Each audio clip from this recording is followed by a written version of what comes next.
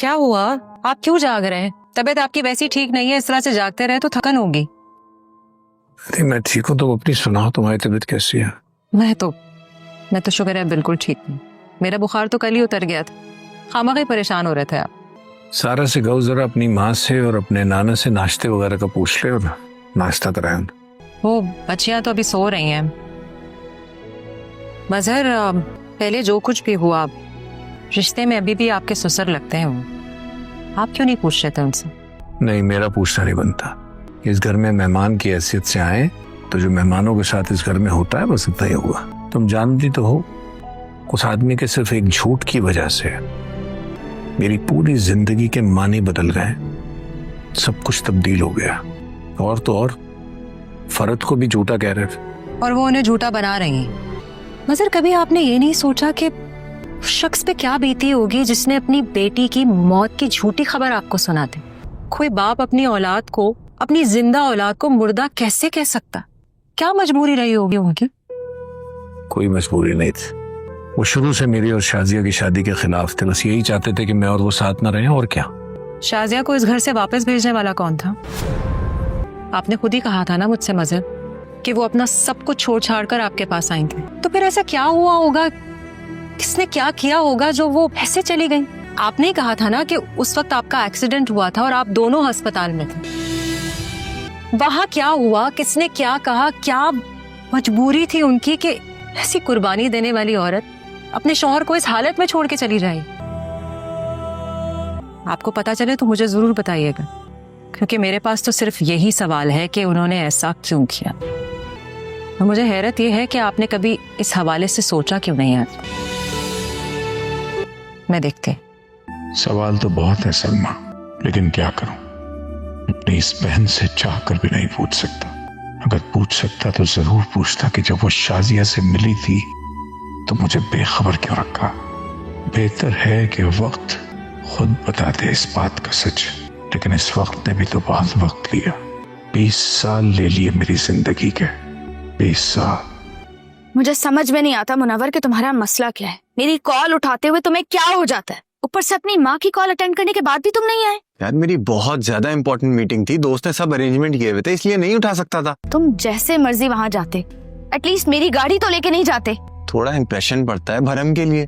ये भरम छोड़ो और थोड़ी शर्म कर। मेरी माँ का एक्सीडेंट हुआ है और तुम्हें कोई फर्क ही नहीं पड़ता है। अगर तुम्हें इतनी ही जल्दी थी तो कैब करा लेती ना जाने के बहाने मुझ पर क्यों डाल दी हुई ये बात?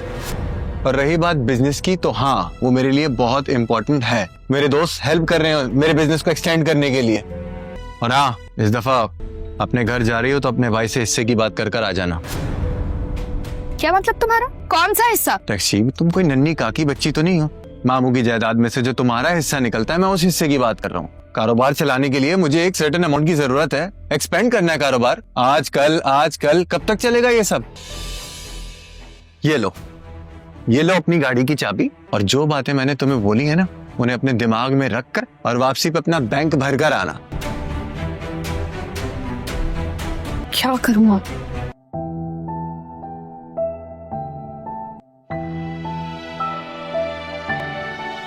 अरे सॉरी। बात नहीं। क्या हुआ मैं? आपको कोई काम है मुझसे? नहीं, कोई काम तो नहीं था। तुम अभी जागी हो, मुझे तो इस बात की हैरत हो रही है।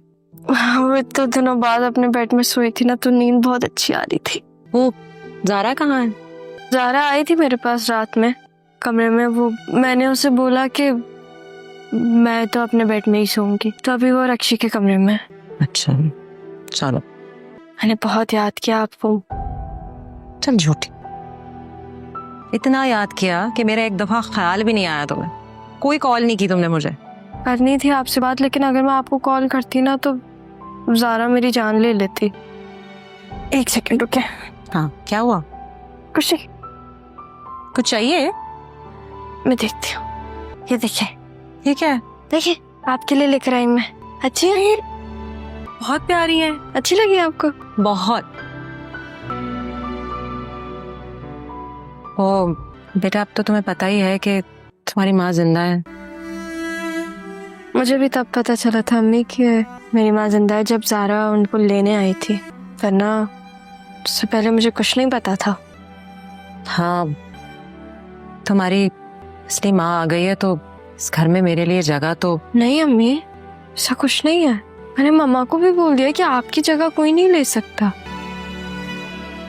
हाँ बेटा please, I am so sorry, मैं तुम्हारे बाप के खिलाफ तुम्हारे लिए स्टैंड नहीं ले सकी। हाँ तो ना लें आप स्टैंड, मुझे मसला नहीं है, मुझे बाबा का फैसला मंजूर है। बेटा ऐसे कैसे? तुम फरहत को अच्छी तरीके से जानती हो, उनका रवैया तो अभी तुम्हारे साथ ऐसा है तो शादी के बाद तो न जाने क्या करेंगी वो। तो मैंने फरहत पप्पू के साथ थोड़ी ना रहना है, मुझे तो आदिल के साथ रहना है।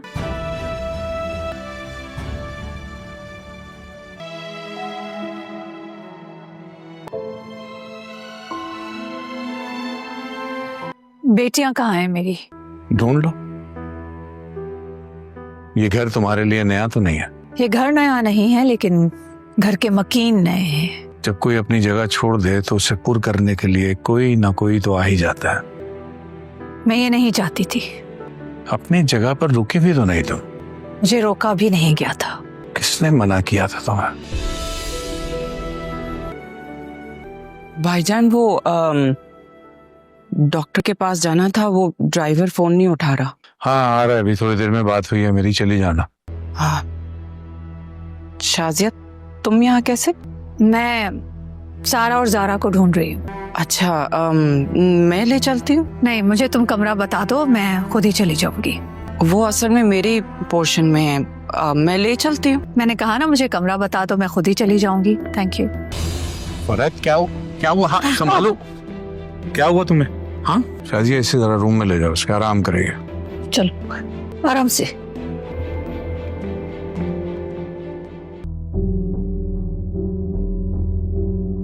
बैठो शाजिया। देखो शाजिया, मैंने जो किया वो बहुत बुरा किया, मैं मानती हूँ अपनी गलती, लेकिन मैं मजबूर थी। मैं बेवा कहाँ जाती, तुम्हारे सामने मेरे हाथ जोड़े, खुदा के वास्ते जो हुआ वो भूल जाओ। ठीक है, भूल जाती हूँ सब कुछ, लेकिन कैसे? तुम बताओ। 20 साल कैसे भूलूं मैं? देखो ना, तुम्हारी दोनों बेटियां तुम्हारे सामने, तुम्हारे साथ है। मैं तो यही सोचती हूँ कि इतना अरसा तुमने अपने शौहर के बगैर कैसे गुजारा होगा। मैं तो कहती हूँ अपने शौहर को वापस से अपना लो। शौहर? वो जिसने दूसरी शादी कर ली वो शौहर? अरे सलमा, क्या बोलूं उसका, तो उसकी तो माँ हाथ धोकर पीछे पड़ गई थी। अब देखो, औलाद भी ना दे सकी भाईजान को और बीवी का हक जता के बैठी हुई है। सच तो ये है कि पहली बीवी तो तुम हो, तुम्हारा हक बनता है, तो तुम ये हक हासिल करके ही रहना। और फिर क्या बताऊं तुम्हें, सारा को इन्हीं हाथों से मैंने पाला है। भाईजान तो उसे मेरी बहू बनाना चाहते हैं। मेरा तो खुशी का ठिकाना ही नहीं है। मैं यहाँ रहूं या ना रहूं फरहत, लेकिन मेरी बेटी की शादी तुम्हारे बेटे से नहीं होगी। और यहाँ मैं आई भी इसीलिए हूँ कि उसे मैं तुमसे बचा सकूं। चाहती तो मैं भी यही हूँ। मैं सारा की शादी आदिल से तो नहीं होने दूंगी। अभी कैसे होगा ये देखना है। क्या करियो तुम यहाँ? कुछ नहीं, मैं तो बस ये देखने आई थी कि अगर आपको किसी चीज की जरूरत है। नहीं, किसी चीज की जरूरत नहीं है। जाओ यहाँ से अब तुम। ठीक है, चाहिए, जा रही हूँ मैं। पापा आपको दर्द किस हाथ पे था? इस हाथ में चोट है, बहुत दर्द है। हाँ, लेकिन ऑर्सलिंग तो आपने राइट पे पहना था। तो काश पप्पू आपको आपके दर्द का खुद एहसास हो जाए और आप किसी और के सर पे ना डालें अपना दर्द, क्योंकि अक्सर दर्द सहने वाले ना काफी बेदर्द होके मिलते हैं।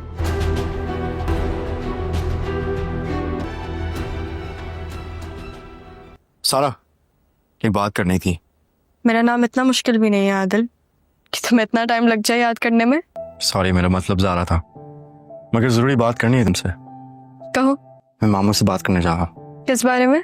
हमारे बारे में। आदिल पहले एक चीज तो सॉल्व होने दो, फिर इस बारे में बात करना ना। देखो अगर ये मसला उसके साथ ही सॉल्व हो जाए तो बहुत अच्छा होगा। देर हो जाएगी। तुम समझो मैं क्या कह रही हूँ प्लीज। तुम क्यों नहीं समझ सकती? मैं ये समझ सकता हूँ कि मोहब्बत में जान की कुर्बानी देते हैं, मोहब्बत की नहीं। क्या कह रहे हो? मुझे समझ नहीं आ रहा। मुझे तुम पसंद हो, इस बात से कोई नहीं रोक सकता मुझे। आदिल प्लीज तुम। नहीं, अगर मेरी शादी होगी सिर्फ तुमसे होगी। सारा सारे से तो तुम्हारी शादी ऑलरेडी तय हो गई है। और मेरा क्या? ज़ारा का, जिससे तुमने शादी के वादे किए थे और मोहब्बत के।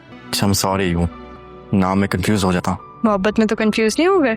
नहीं, मैं बस होप करता हूँ कि मैं मामू के सामने कंफ्यूज ना हो जाऊँ।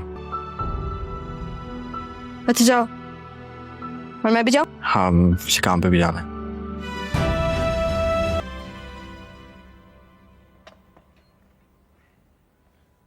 अस्सलाम वालेकुम। वालेकुम सलाम बेटा, ये इतना तकल्लुफ क्यों किया है? मैं तो बस थोड़ी देर में निकलने वाला हूँ, वहां रास्ते में कर लेता कहीं नाश्ता। अरे ऐसे कैसे? अपनी खुशी से लेकर आई हूँ मैं, और मेहमान नवाजी के तकाजे के खिलाफ होता है कि कोई भी मेहमान बाहर से खाना खाए। प्लीज खा लीजिए। ठीक है बेटा, मगर मैं अकेला इतना नाश्ता कैसे कर सकता? नहीं, वो मैंने शाजिया के लिए भी बनाया था, वो शायद है नहीं। हाँ, वो शायद बच्चियों को देखने के लिए गई है, आती होगी। अच्छा, अगर आप बुरा ना माने तो एक बात पूछूं आपसे? पूछो। वो सारा कब से राब्ते में है आप लोगों से? बेटा, सारा तो हमारे पास होते हुए भी हमें बहुत देर से मिली। हम सारा को ज़ारा समझते रहे और तुम लोग यहाँ पर ज़ारा को सारा समझते रहे। मैं नहीं जानती कि आप लोगों की मजर के बारे में क्या राय है, लेकिन मैं बहुत अरसे से उनके साथ हूं और मैं अच्छी तरीके से जानती हूं कि वो गुस्सा करते हैं, जरूर करते हैं, लेकिन सिर्फ इस वजह से कि वो कुछ और नहीं कर सकते। वो किसी की जान नहीं ले सकते। सारा से कभी इजहार उन्होंने नहीं किया ठीक तरीके से, लेकिन मोहब्बत करते हैं उससे, उसका बुरा कभी नहीं चाहेंगे।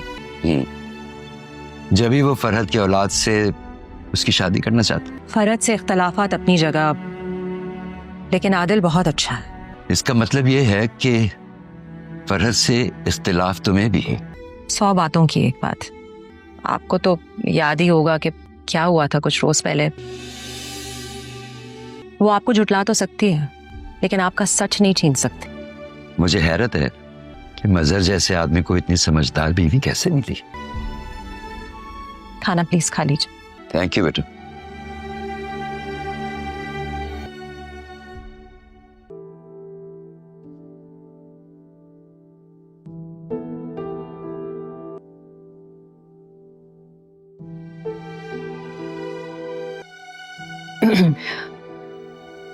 आपको कोई काम था?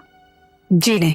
सारा का कमरा ऊपर है और ज़ारा का फरहद आपा के पोर्शन में। जी मुझे मालूम है, ये मेरा ही घर है, मुझे पता है कि कौन कहाँ है।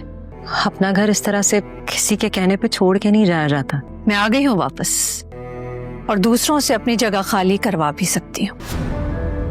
Excuse me.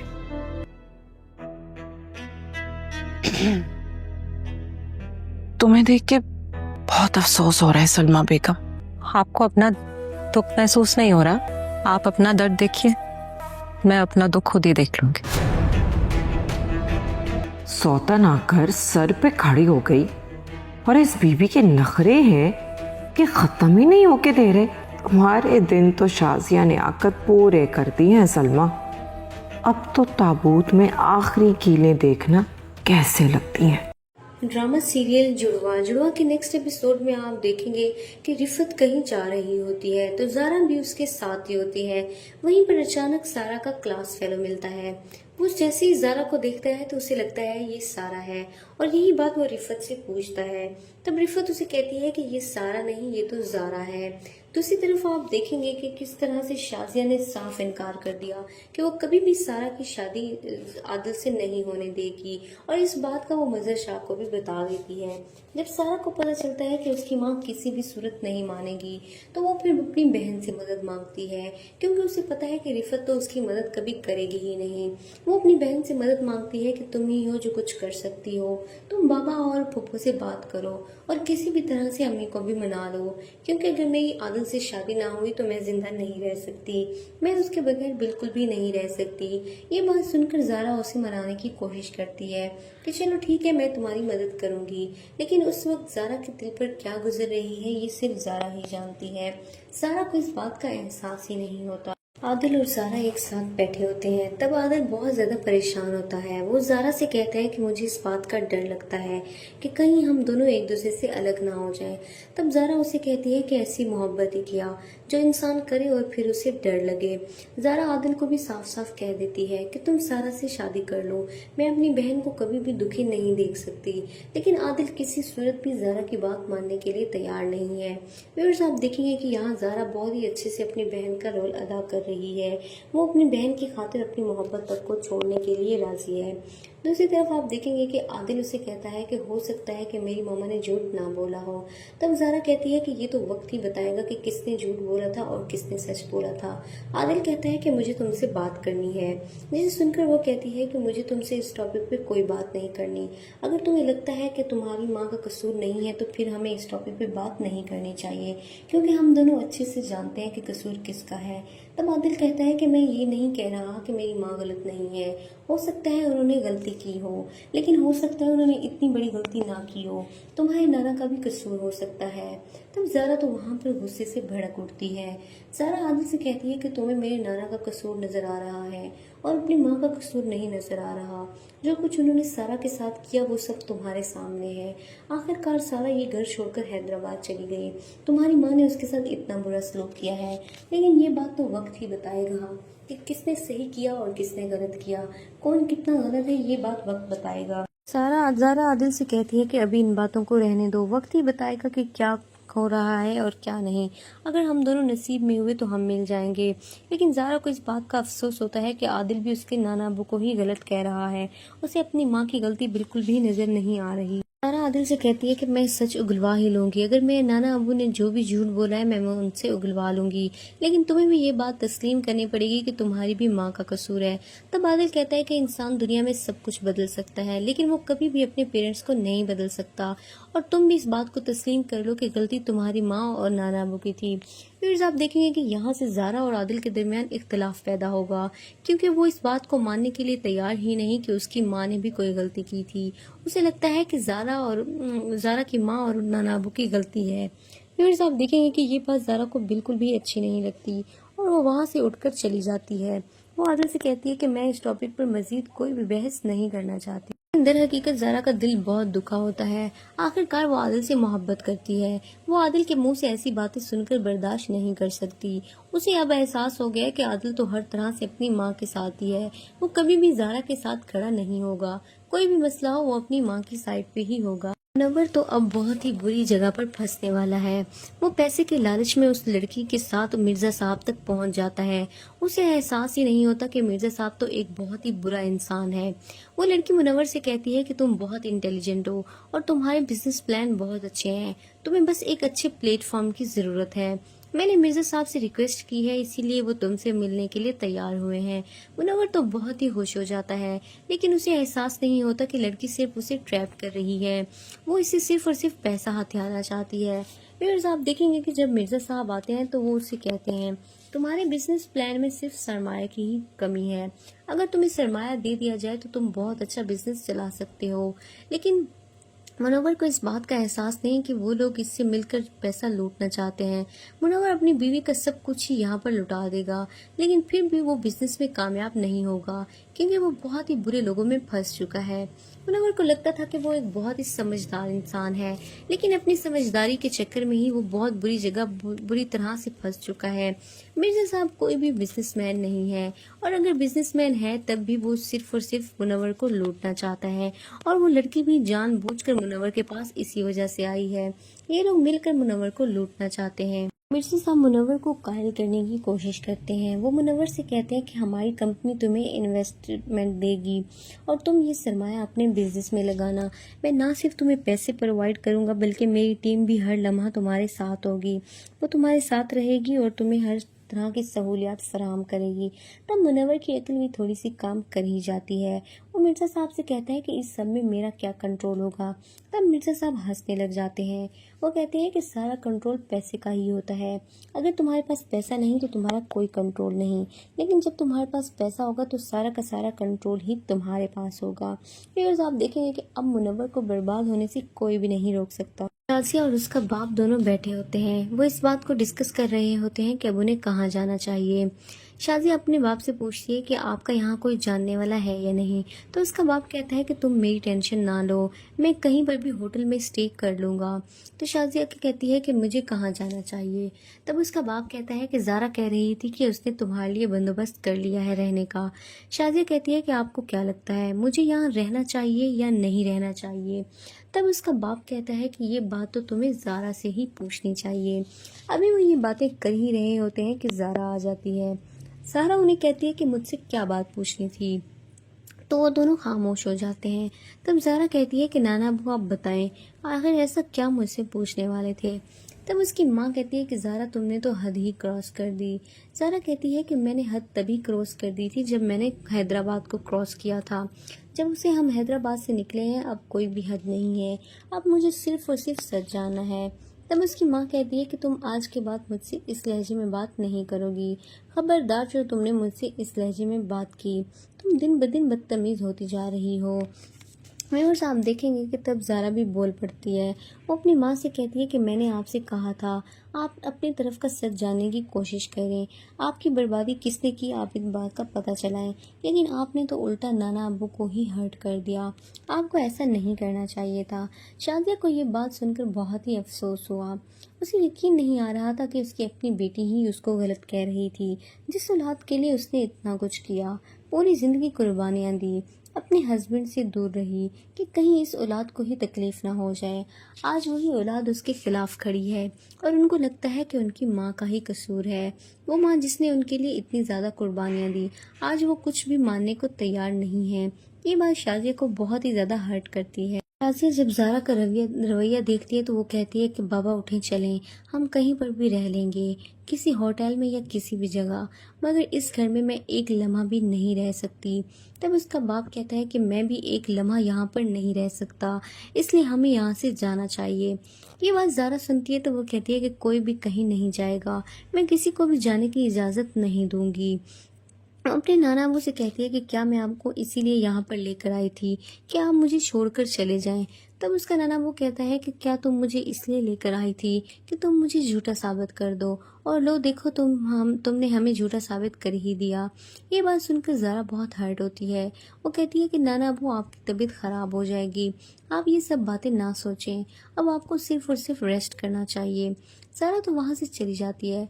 तब शाजिया अपने बाप को हौसला देती है और उन्हें कहती है कि आप बिल्कुल भी परेशान ना हों, मैं अभी आपके साथ ही हूँ, मैं कहीं पर भी जाने वाली नहीं हूँ, हम जहाँ भी जाएंगे दोनों इकट्ठे जाएंगे, मैं आपको छोड़कर कहीं पर भी नहीं जाऊँगी। मज़हर परेशान बैठा होता है कि सलमा उसके पास आती है, उससे पूछती है कि आपको क्या हुआ। तब मज़हर कहता है कि मुझे तो कुछ नहीं हुआ, तुम बताओ तुम्हारी तबीयत कैसी है। सलमा उन्हें बताती है कि मेरी तबीयत तो बिल्कुल ठीक है, मुझे बस हल्का सा बुखार था जो कि अब ठीक हो चुका है, आप तो बिला वजह ही मेरे लिए परेशान हो रहे थे। फिर आप देखेंगे कि तब वहाँ पर मज़हर कहता है कि ठीक है, सारा से कहो अपने नाना अबू और अपनी माँ से नाश्ते का पूछ ले और उनको अच्छे से नाश्ता करवा दे। तब सलमा कहती है कि बच्चे तो सो रहे हैं, वो रिश्ते में आपके भी ससुर लगते हैं, आप ये बात क्यों नहीं पूछ लेते। तब मज़हर कहता है कि वो सिर्फ मेहमान बनकर इस घर में आए हैं, मेरा उनसे पूछना बनता नहीं है।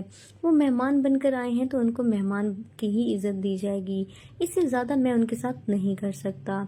ये बात जाहिर करती है कि मज़हर उनसे बहुत ज़्यादा नाराज़ होते हैं। तब मज़हर कहते हैं कि वो इंसान मेरी बहन को भी झूठा बना रहा था, उस इंसान ने हमारी सारी ज़िंदगी बदल दी, उसके एक झूठ की वजह से मेरी पूरी की पूरी ज़िंदगी के मतलब ही बदल गए हैं। मैं सारी ज़िंदगी अपनी बेटी और अपनी बीवी से दूर रहा और मैं यही समझता रहा कि मेरी बीवी मर गई है।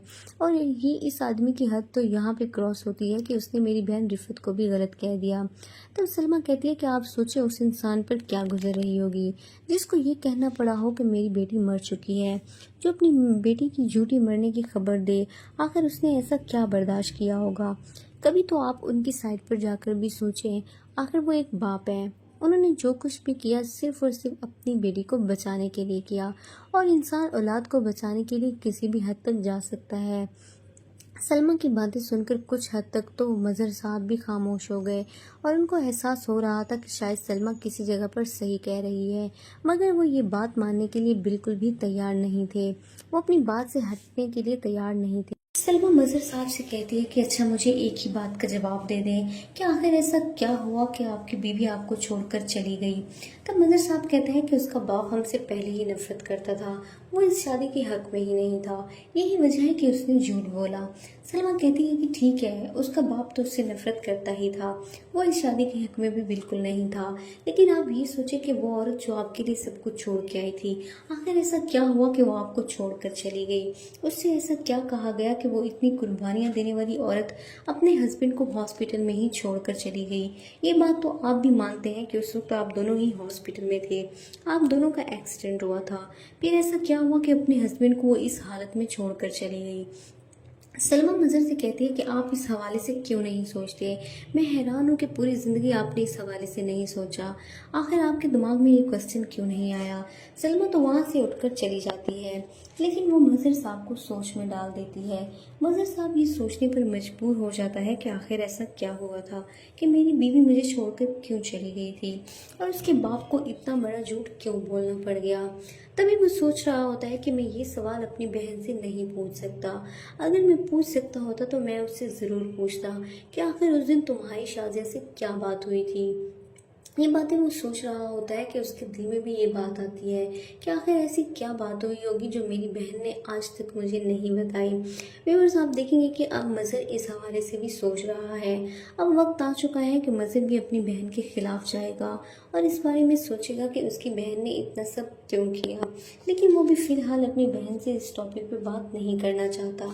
उसे लगता है कि कहीं उसकी बहन हर्ट ना हो जाए, लेकिन वो दिन दूर नहीं कि जब वो अपनी बहन से ना सिर्फ पूछेगा बल्कि जब उसे यकीन होगा तो वो अपनी बहन को भी इस घर से बाहर निकाल खड़ा करेगा, क्योंकि आखिरकार फसाद की जड़ तो सिर्फ और सिर्फ उसकी अपनी बहन ही है। मुनव्वर जब घर आता है तो रक्षी तो उसके गले ही पड़ जाती है। रक्षी मुनव्वर से कहती है कि तुम ऐसा कैसे कर सकते हो मेरे साथ, तुम्हें बिल्कुल भी शर्म नहीं आई, आखिर मेरी कॉल उठाने में तुम्हें क्या मसला आ रहा था, और जब तुमने अपनी माँ की कॉल उठाई तो तुम उसके बावजूद भी नहीं आए। तुम्हें इस बात का अच्छे से पता था कि मेरी माँ का एक्सीडेंट हो चुका है और वो वहाँ पर हॉस्पिटल में पड़ी थी। मैं अपनी माँ के पास जाना चाहती थी, लेकिन मैं सिर्फ और सिर्फ तुम्हारी वजह से नहीं जा सकी। तो मुनव्वर कहता है कि तुम बहाने मत ढूंढो, मैं वहाँ पर एक बहुत बड़ी मीटिंग में बिजी था, तो मैं मीटिंग छोड़कर कैसे आ सकता था। मेरे लिए मेरा बिजनेस बहुत ही ज़्यादा इम्पोर्टेंट है, और रही बात जाने की तो तुम कैद करवा के भी जा सकती थी, अब तुम ना जाने के बहाने ढूंढ रही हो।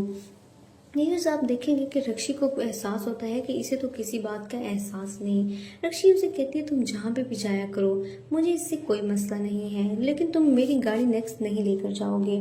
तब मुनव्वर से कहता है कि गाड़ी ज़रूरी होती है, इम्प्रेशन अच्छा पड़ता है, मैं सिर्फ इसी वजह से तुम्हारी गाड़ी लेकर गया था। व्यूअर्स, आप देखेंगे कि रक्षी को बहुत ही ज़्यादा गुस्सा आता है। तब मुनव्वर उसे कहता है कि तुम अपने बाबा से अपना हिस्सा मांगो।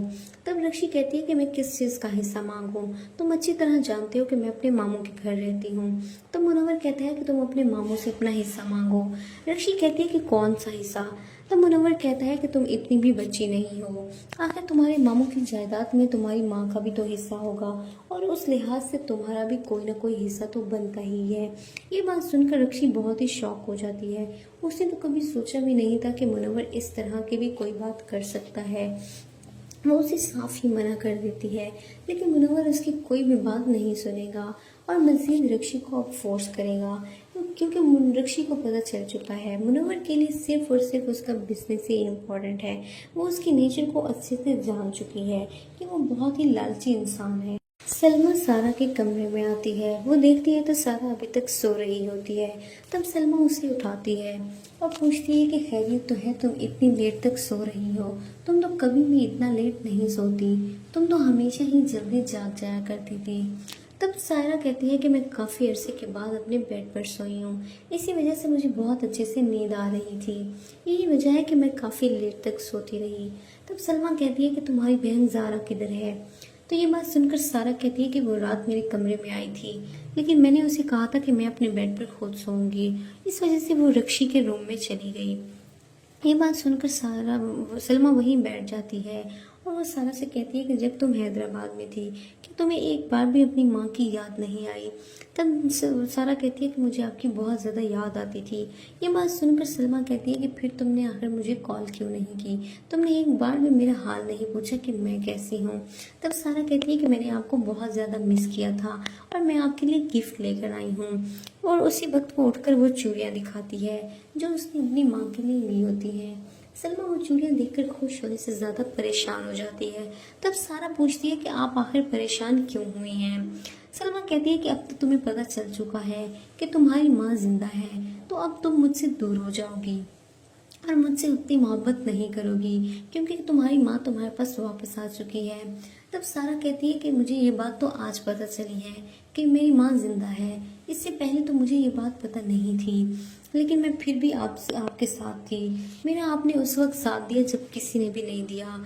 जब ये लोग मुझ पर जुल्म करते थे तो सिर्फ आप ही थी जिसने मुझे बचाया है, इसलिए आप हमेशा मेरे लिए माँ का दर्जा ही रखेंगी और मैं हमेशा आपसे उतना ही प्यार करूँगी जितना कि एक माँ से करते हैं।